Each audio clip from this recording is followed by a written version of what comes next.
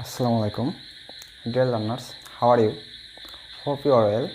Yes, I am also well by the grace of Almighty.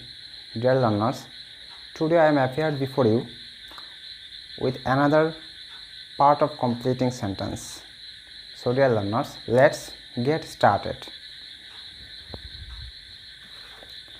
Dear learners, আজকে আমি তোমাদের completing সেন্টেন্সের conditional sentence নিয়ে আলোচনা করব। তাহলে চলো শুরু করা যাক। কন্ডিশনাল সেন্টেন্স কি? কন্ডিশনাল সেন্টেন্স হচ্ছে শর্তযুক্ত বাক্য।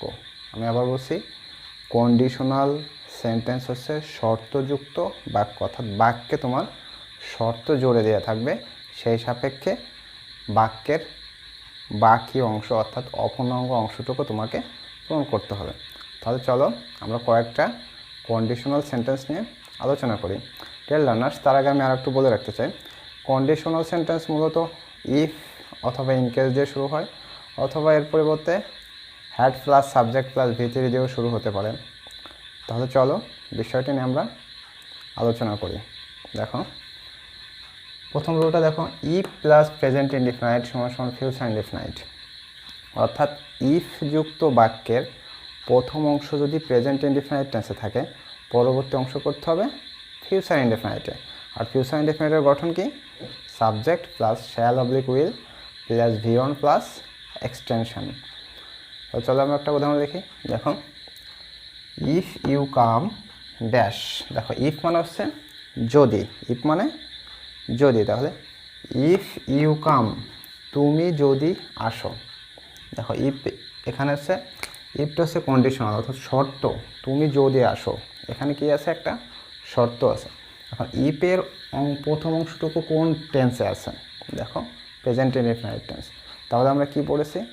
ইফের সাথের অংশ যদি প্রেজেন্ট ইনডিফিনাইট টেন্সে থাকে, পরের অংশ করতে হবে ফিউচার ইনডিফিনাইটে। তাহলে মনে মনে একটা বাক্য তৈরি করো যে তুমি যদি আসো আমি কি যাব, তুমি যদি আসো আমি যাব। তাহলে ইফ ইউ কাম, প্রথম অংশ আছে প্রেজেন্ট ইনডিফিনাইট টেন্সে, পরের অংশ করব ফিউচার ইনডিফিনাইট। এখন কোন বাক্যটা আমরা করব?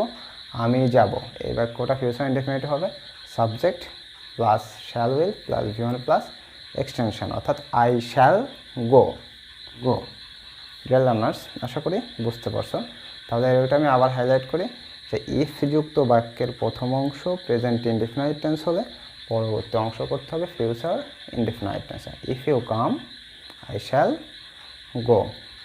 ডিয়ার লার্নার্স, চলো পরের রুলটা আলোচনা করি। ইফ প্লাস পাস্ট ইনডিফিনাইট সমান সমান past conditional. If plus past indefinite সমান সমান পাস্ট কন্ডিশনাল, অর্থাৎ ইফ যুক্ত বাক্যের প্রথম অংশ যদি পাস্ট ইনডিফিনাইট টেন্সে থাকে, পরবর্তী অংশ করতে হবে পাস্ট কন্ডিশনাল। পাস্ট কন্ডিশনালের গঠন কি? Subject plus would oblique could oblique might plus ভিওন plus extension. আমি আবার বলতেছি, ইফ যুক্ত অংশ যদি পাস্ট ইনডিফিনাইট টেন্সে থাকে, পরের অংশ আমাদের কোন গঠনে করতে হবে? Subject plus would oblique could oblique might plus ভিওন plus extension. চলো একটা উদাহরণ দিয়ে বিষয়টি ক্লিয়ার করি। দেখো, if you studied hard. If মানে হচ্ছে যদি, ইউ মানে তুমি, তুমি যদি স্টাডিড, স্টাডি মানে পড়াশোনা। এখন তুমি যদি পড়াশোনা করতে, হার্ড কঠোর, তো তুমি যদি কঠোরভাবে পড়াশোনা করতে, তাহলে ইফের অংশ আছে কোন টেন্সে? Past indefinite. তাহলে পরবর্তী অংশ করব পাস্ট কন্ডিশনাল, অর্থাৎ subject plus would could might plus ভিওন plus extension. তো তুমি যদি কঠোরভাবে পড়াশোনা করতে, তাহলে একটা বাক্য তৈরি করো, কি হবে? তুমি পরীক্ষায় ভালো নম্বর পেতে, এটা দিতে পারো। Studied hard you would get good marks in the exam. Dear learners, আশা করি বুঝতে পারছো। চলো পরবর্তী রুল নিয়ে আলোচনা করি। ডিয়ার লার্নার্স, দেখা এই রুলটা কী হবে? ইফ প্লাস পাস্ট পারফেক্ট সমান সমান পারফেক্ট কন্ডিশনাল, অর্থাৎ ইফ প্লাস পাস্ট পারফেক্ট সমান সমান পারফেক্ট কন্ডিশনাল। অর্থাৎ ইফ যুক্ত বাক্যের অংশ যদি পাস্ট পারফেক্ট টেন্সে থাকে, পরবর্তী অংশ করতে হবে পারফেক্ট কন্ডিশনালে। আর পারফেক্ট কন্ডিশনালকে subject plus would have oblique might have oblique could have plus ভি3 প্লাস এক্সটেনশন। আমি আবার বলতেছি, ইফ যুক্ত বাক্যের অংশ যদি পাস্ট পারফেক্ট টেন্সে থাকে, পরবর্তী অংশ করতে হবে পারফেক্ট কন্ডিশনাল, অর্থাৎ subject plus would have oblique might have oblique could have plus V3 plus extension. চলো আমরা একটা উদাহরণ দিই। দেখো, if I had seen you before, if মানে যদি, আই মানে আমি যদি তোমাকে আগেই দেখতাম। দেখো, ইফের অংশ আছে পাস্ট পারফেক্ট টেন্সে, পরবর্তী অংশের বাক্যটা আমাদেরকে পারফেক্ট কন্ডিশনালে দিতে হবে। এখন কি বাক্য দেবো আমরা? আমি যদি তোমাকে আগেই দেখতাম, মনে করো একটা বাক্য তৈরি করো, মনে মনে ভাবো যে আমি যদি তোমাকে আগেই দেখতাম কি হবে, আমি তোমাকে বিষয়টি বলতাম। এখন আমি তোমাকে বিষয়টি বলতাম, এই অংশটুকু আমাদের পারফেক্ট কন্ডিশনালে লিখতে হবে। দেখো, if I had seen you before, আমি যদি তোমাকে আগে দেখতাম, I would have told you the matter. ইফের প্রথম অংশ আছে পাস্ট পারফেক্ট টেন্সে, পরবর্তী অংশ আমরা করেছি পারফেক্ট কন্ডিশনাল, অর্থাৎ subject plus would have oblique might have oblique could হ্যাভের যে কোনো একটা দিয়েছি, তারপর ভার্বের তৃতীয় রূপ, তারপর এক্সটেনশন। তাহলে চলো পরবর্তী রুলে যাওয়া যাক। দেখো, এই রুলটা আমরা কি লিখেছি? টুয়েল লার্নার্স, অনেক সময় সত্যমূলক বাক্য ইফ বা ইনকেস দিয়ে শুরু না হয়েও ইফ বা ইনকেসের পরিবর্তে প্রথমে হ্যাড দিয়ে শুরু হতে পারে। আর এই গঠনটা হবে প্রথমে হ্যাড থাকবে, তারপরে সাবজেক্ট থাকবে, তারপর ভার্বের তৃতীয় রূপ থাকবে, অর্থাৎ হ্যাড প্লাস সাবজেক্ট প্লাস ভার্বের তৃতীয় রূপ সমান পরের অংশ কোন কন্ডিশনাল হবে? Perfect conditional. আর পারফেক্ট কন্ডিশনাল তো আমরা আগেই জেনে ফেলেছি কী হবে, subject plus would have oblique might have oblique could have plus V3 plus extension. তাহলে দেখো, had I had a lot of money, আমার যদি অনেক টাকা থাকতো তাহলে কি আমি কী করতাম? গরিব মানুষকে সাহায্য করতাম। এখন এই বাক্যটা শুরু হয়েছে কোন কন্ডিশনাল, কোন শর্তযুক্ত বাক্য দিয়ে? হ্যাড দিয়ে। তাহলে had plus subject plus V3 plus extension, অর্থাৎ had plus subject plus V3 plus extension যদি বাক্যের প্রথম অংশ থাকে, পরের অংশ করতে হবে পারফেক্ট কন্ডিশনালে। তাহলে দেখো, আমার যদি অনেক টাকা থাকতো আমি গরিব মানুষকে সাহায্য করতাম, তাহলে এই অংশটুকু আমাদের করতে হবে পারফেক্ট কন্ডিশনালে। তাহলে দেখো, হ্যাড লার্নার্স, আশা করি বুঝতে পারছো। চলো পরবর্তী রুলে যাই। ডিয়ার লার্নার্স, দেখো এই রুলটাকে লিখেছি if plus subject plus were. এরকম যদি কোনো অংশ থাকে conditional sentence if plus subject plus were, তাহলে সেটাকে আমরা সাবজাংটিভ পাস্ট টেন্স বলি, অর্থাৎ অসম্ভব কল্পনা প্রকাশ করতে if plus subject plus were বসে। যেমন আমি বলতে পারি, আমি যদি পাখি হতাম, আমি যদি তুমি হতাম, আমি যদি রাজা হতাম, আমি যদি মিলিয়নারি হতাম। এই ধরনের বাক্য ইংরেজি করতে হয় if plus subject plus were দিয়ে। যেমন আমি যদি পাখি হতাম, if I were a bird.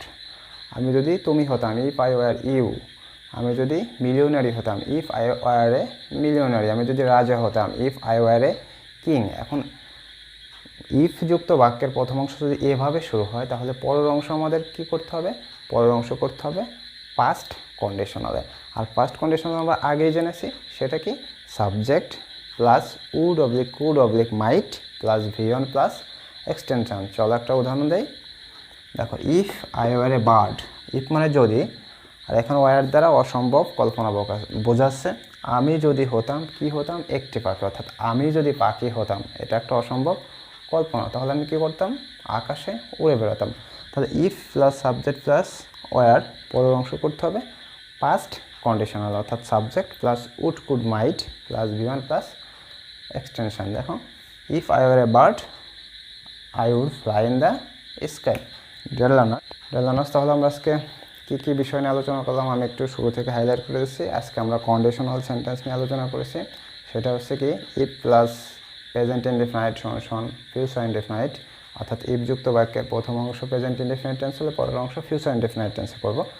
If plus past indefinite সমান পাস্ট কন্ডিশনাল, অর্থাৎ ইফ যুক্ত বাক্যের প্রথম অংশ পাস্ট ইনডেফিনাইট টেন্সে থাকলে পরের অংশ করব পাস্ট কন্ডিশনাল, অর্থাৎ subject plus would oblique could oblique might plus V1 plus extension. তারপর ই প্লাস পাস্ট পারফেক্ট সমান পারফেক্ট কন্ডিশনাল, অর্থাৎ ইফ যুক্ত বাক্যের প্রথম অংশ পাস্ট পারফেক্ট টেন্সে থাকলে পরের অংশ করব পারফেক্ট কন্ডিশনালে। সেটা কি? Subject plus would have oblique might have oblique could have plus V3 plus extension. তারপর বলেছি অনেক সময় ইফ না থাকে হ্যাড থাকতে পারে। সেটা কীরকম? যে had plus subject plus V3 পরের অংশ করতে হবে পারফেক্ট কন্ডিশনালে, অর্থাৎ subject plus would have oblique might have oblique could have plus V3 plus extension. আর শেষে যে রুলটা আলোচনা করছে সেটা হচ্ছে অসম্ভব কল্পনা বোঝাতে কি, অর্থাৎ সাবজাংটিভ পাস্ট টেন্স এই ধরনের বাক্য প্রকাশ করতে if plus subject plus were বসে, অর্থাৎ কোনো একটা বাক্যের শুরুতে অর্থাৎ ইফযুক্ত বাক্যের শুরুতে যদি এরকম থাকে if plus subject plus were পরের অংশ করবো পাস্ট কন্ডিশনালে। ডিয়ার লার্নার্স, আশা করি বুঝতে পারছো। তাহলে আজকে এ পর্যন্তই, আজকে শেষ করি। পরবর্তী ক্লাসে আবারও দেখা হবে, ততক্ষণ পর্যন্ত ভালো থাকো। আল্লাহ হাফেজ।